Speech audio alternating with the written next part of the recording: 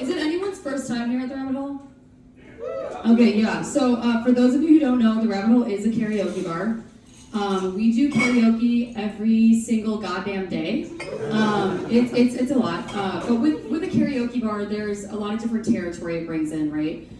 We have your normal regulars, and we also have karaoke regulars. And the karaoke regulars always seem to be doing the most and drinking the least, you know? So they'll get frustrated at other customers for singing their go-to song. They get really pissed off about it.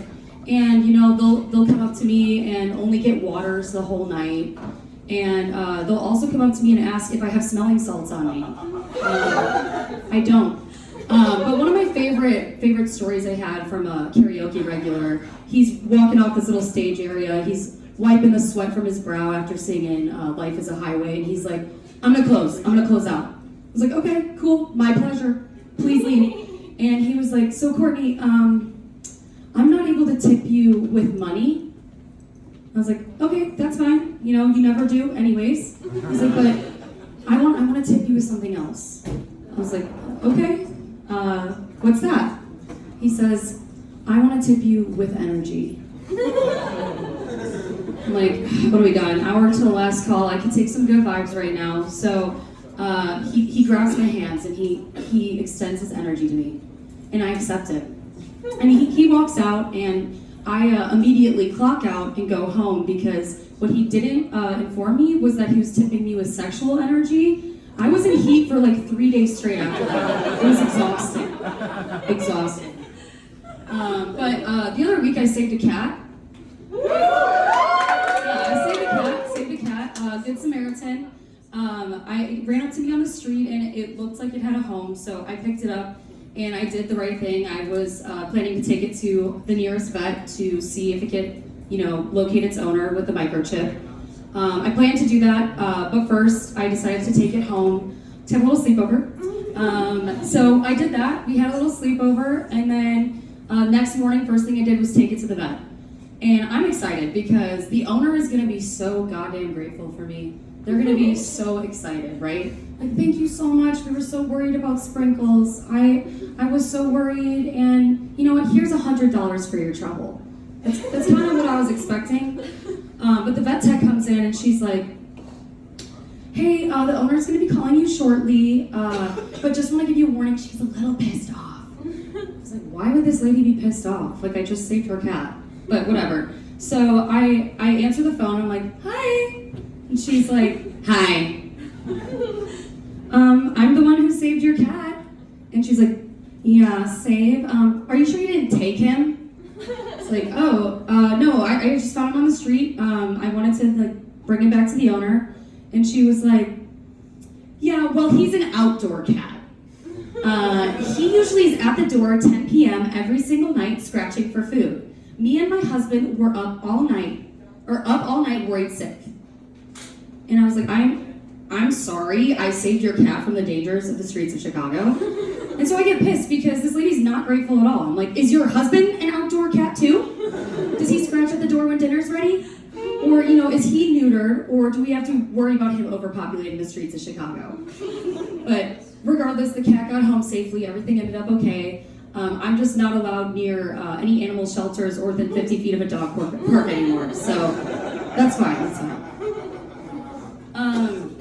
Do y'all know what an iPad kid is? Yeah. It's that generation of kid. They grew up, they can't eat, they can't sleep, they can't drink without their iPad.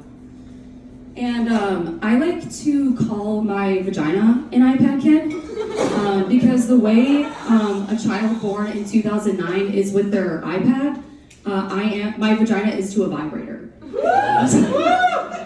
So, I'm eating lunch, I'm just glued to that thing. Can't get me off. And then, she knows what I'm talking about. And then, right before bed, if the battery dies, I will throw the biggest tantrum. I am kicking and screaming. And all my friends are like, Courtney, it's such a beautiful day outside, let's go outside. And I'm like, I'm sure it's a beautiful day. Got a lot of other things going on though, I'm pretty busy right now. But yeah, I'm working on the social skills, but we're gonna get there. We are gonna get there. But yeah, something I've been thinking about recently is that I hate liars. I hate lying. I hate it a lot.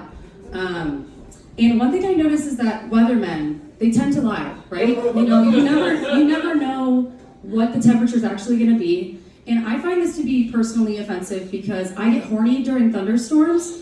So when the forecast is wrong, it's like a personal attack, right?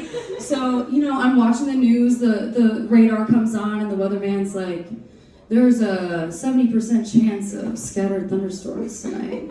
Stay safe out there, everyone. And, you know, I'm excited. You know, he's winking at the camera just for me. So I'm up all night waiting for raindrops, lightning, thunder, and when that never comes, neither do I. But yeah, obviously I'm working through a lot of dating issues right now, and I want to tell a story. I was in a really scary situation the other week. It shook me up a lot. I got a text from this guy, and he's like, hey, I want to take you to a really, really special spot. And I was like, you know what? Yeah, let's do it. I want to go to a special spot. I would love that. So he's like, cool, I'll pick you up. So I hop in his car. The ride is going smoothly, no red flags. And all of a sudden, I notice there's black ice. You know, I'm freaking out because, you know, black ice can be dangerous, right? And so I'm starting to have a little bit of a panic attack. And he's like, what's going on? And I was like, I didn't want to say anything, but there's black ice, and I'm freaking out about it. And he's like, what do you mean you can't see black ice? I'm like, I can see it and I can smell it. It's hanging from your rear view mirror. If you choose the black ice air freshener, I'm convinced that you already have the acoustic guitar in your back seat. And I worry, you know, I'm in a really terrifying situation now because that special spot was probably just an empty parking lot. So I'm like, get me out of this car, you know, and he pulls over, drops me off, and I'm on my way home. But I just wanted to tell that story because I nearly escaped the first 3 chords of Wonderwall. So ladies, please stay safe out there.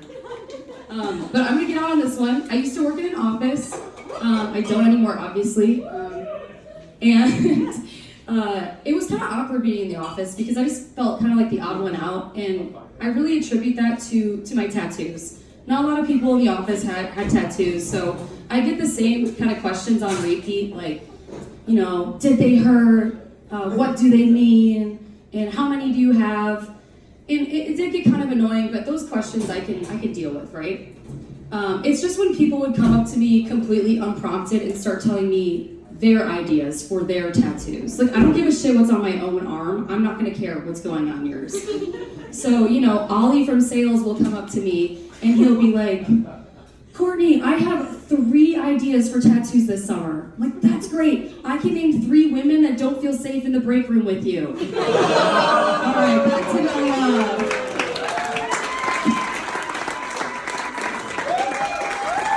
Come on,